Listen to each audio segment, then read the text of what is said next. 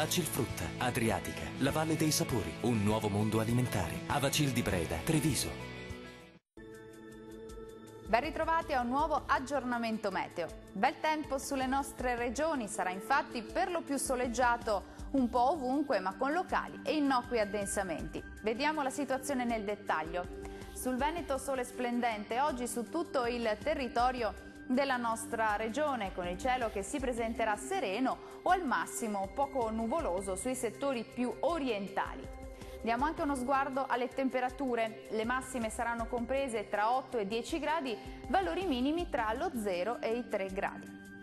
Spostiamoci ora a vedere che tempo farà sul Friuli Venezia Giulia.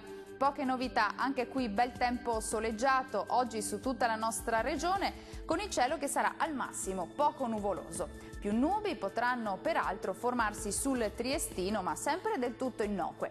Le temperature massime saranno comprese tra 9 e 10 gradi, minime tra lo 0 e i 3 gradi circa. Concludiamo infine con uno sguardo alla situazione del Trentino Alto Adige. Splendida giornata di sole oggi su tutta la nostra regione, con il cielo che sarà pressoché sereno ovunque. Da segnalare solamente qualche nube sparsa sui confini dell'Alto Adige, ma anche locali foschie. Le temperature massime saranno comprese tra 4 e 7 gradi, valori minimi tra -4 e 1 grado.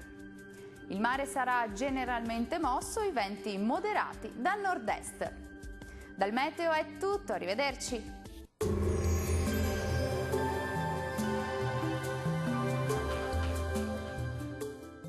Vacilfrutta, Adriatica, la Valle dei Sapori, un nuovo mondo alimentare. Avacil di Breda, Treviso.